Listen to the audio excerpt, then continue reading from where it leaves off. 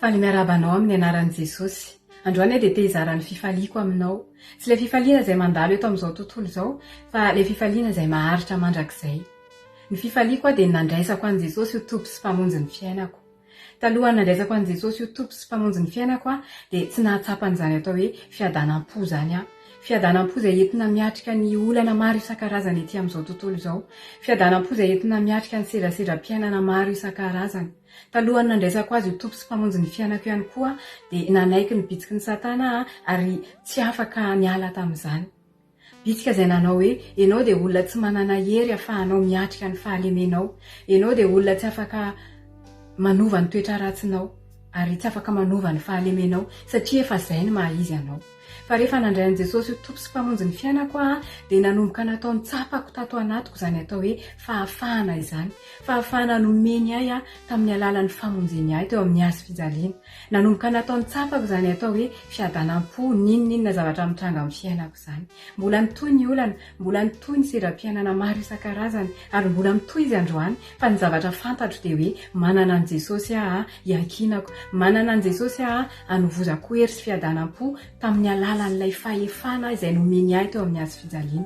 Dia nataon'i Jesosy tsapako ihany koa izany hoe mahazanak'Andriamanitra zany. Zanak'Andriamanitra mandova ny hery rehetra.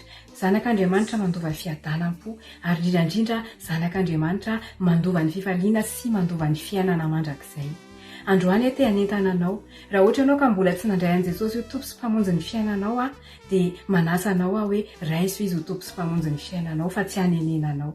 Matoa ianao mbola nomeny fofinaina androany dia mbola noho ny fitiavana anao satria mbola tiany ianao handray azy amin'ny fiainanao. Matoa ianao mbola nomeny an'izao fotoana izao hiaino an'izao fijoroana vavolombelona izao dia mbola noho ny fitiavana anao. Dia androany te hanentana anao. Ny fanentanako anao dia tsy ny andraisanao antokom-pinoana na andraisanao antokom-pivavahana fa ny andraisanao an'i Jesosy mihitsy ho namanao, ny andraisanao an'i Jesosy ho tompo sy mpamonjy ny fiainanao. Hoy ny tenin'Andriamanitra ao amin'ny Salamo 4:130 manao hoe andramoka izaho fa tsara Jehovah. Dia androany dia samy milaza aminao fa nanandrana an'izany fahatsarany Jehovah izany dia tena nahatsapan'izany fahatsarany izany. Dia mirary ianao hoe hanome an'izany bitsiky ny fanahy masina izany ao anatinao Andriamanitra mba hahafahanao mandray azy ho tompo sy mpamonjy ny fiainanao. Ny fanavotan'i Jesosy teo amin'ny hazo-fijalianany ameny ny fiainanao. Fiainako hatramin'izay nanekeko an'i Jesosy. Izany tezaina tamin'ny fiainana kristianina foana. Fahitako hoe manova zavatra be dia be mihitsy rehefa hoe ianao mihitsy no mandray andraikitra manaiky an'i Jesosy amin'ny fonao iray manontolo.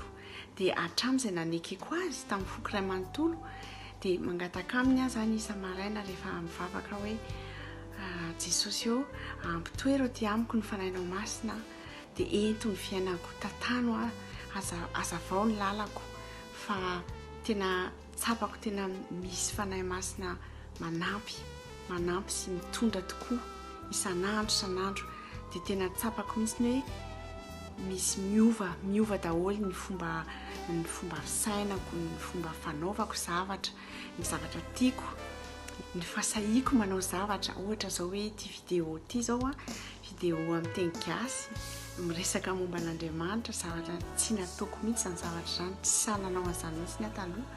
Fa dia izao misy Jesosy niteny amiko hoe zarao ny tantaranao fa manampy olona ianao raha mizara an'ity tantara ity. Ka raha te hanantona an'i Jesosy ianao aza misalasala manantona anazy, andramo anie fa tena hitanao fa tena manova fiainana tokoa izany. Voilà.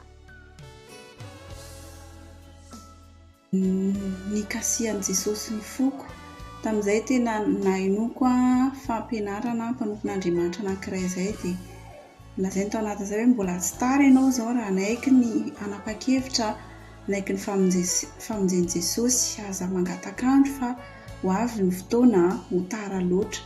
Dia tonga saina teo zaho hoe tena tsy ihany tompo satria mbola nameny fotoana tombonandro ahafahana anapahana hevitra satria impiry moa izy niantso anahy fa nohenoko fotsiny izy efa amam-polo taona maro izy nyantso anahy raha olombelona anahy dia ohatray mety efa navelany teo fa afaka hoe nataony maty talohan'izay koa kanefa tsy izany fa mbola nameno fotoana za nataony nanaiky dia tamin'izay fotoana izay ny tena nanekeko an'i Jesosy nanekeko teo anoloan'Andriamanitra hoe mpanota ratsy nanekeko fa maty Jesosy teo amin'ny hazofijaliana noho ny fahotako. Tamin'izay izany nanekeko an'i Jesosy tonga sy mpamonjy ny fiainako.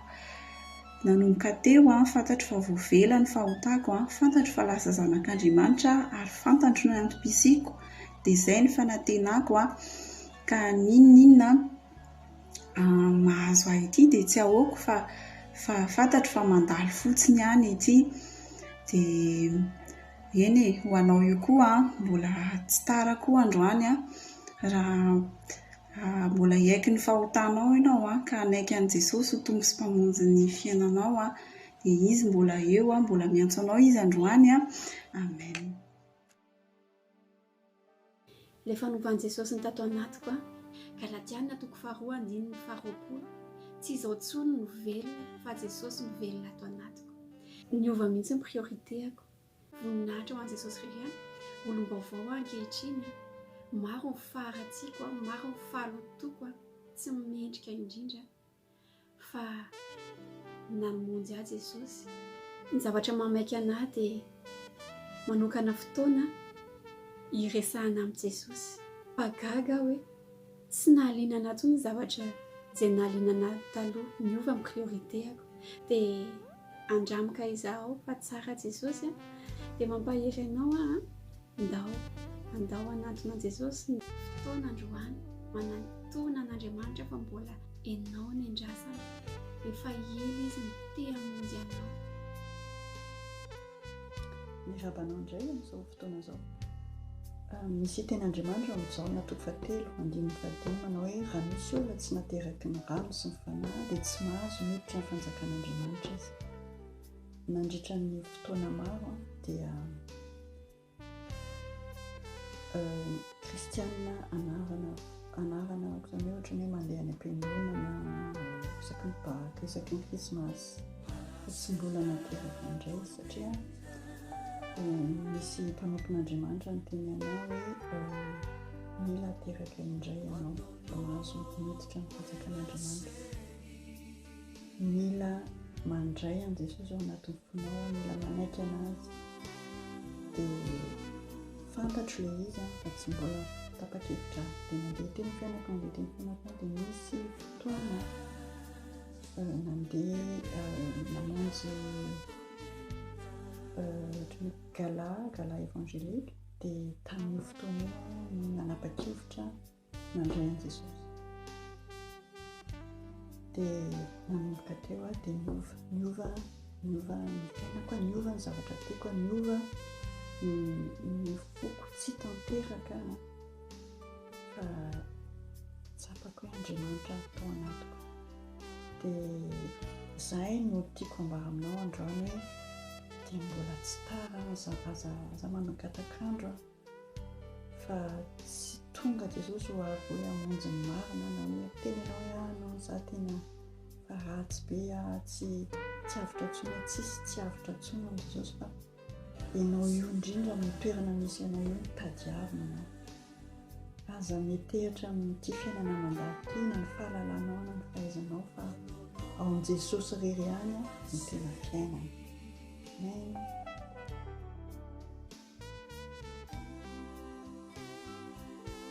Za zany taloha dia tena hoe mivavaka fa tsy tena hoe nahalala loatra hoe iza marina moa ilay Jesosy Kristy.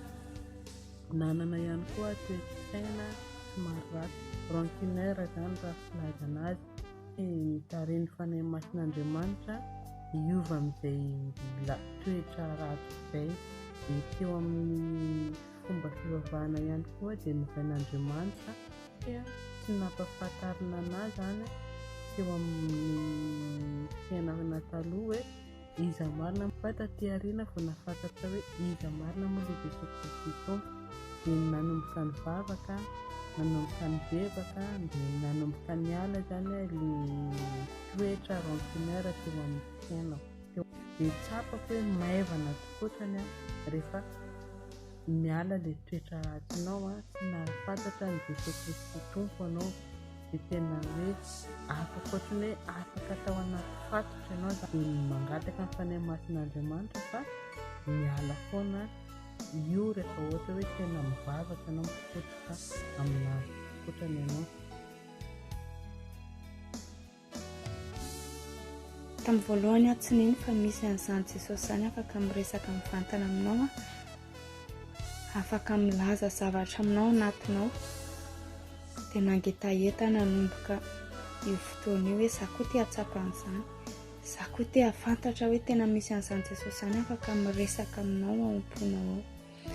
Rehefa nandrefa napahakevitra dia nibebaka tamin'i Jesosy, natao batisa tamin'ny anaran'i Jesosy dia nandre ny fanamasina.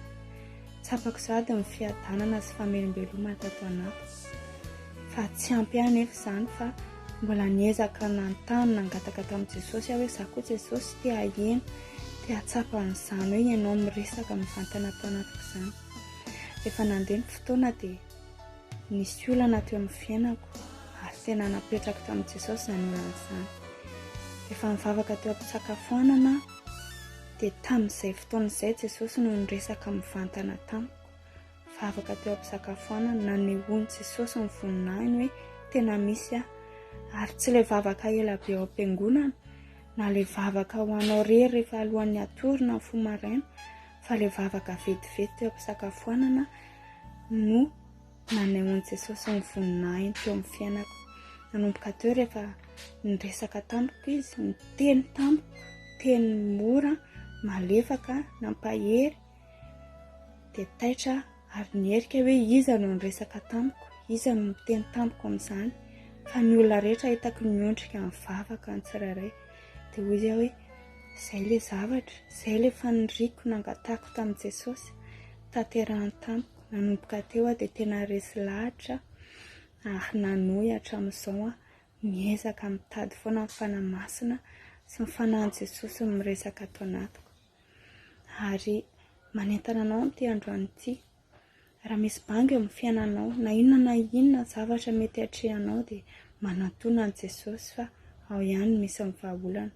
Mety eza hibebaka, mety eza atao batisa amin'ny anaran'i Jesosy mandray ny fanamasina, dia ho hitanao fa tsy ho diso fanantenana ianao. Hoy izy ny teny soratra masina hoe andramboka izaho fa tsara Jesosy.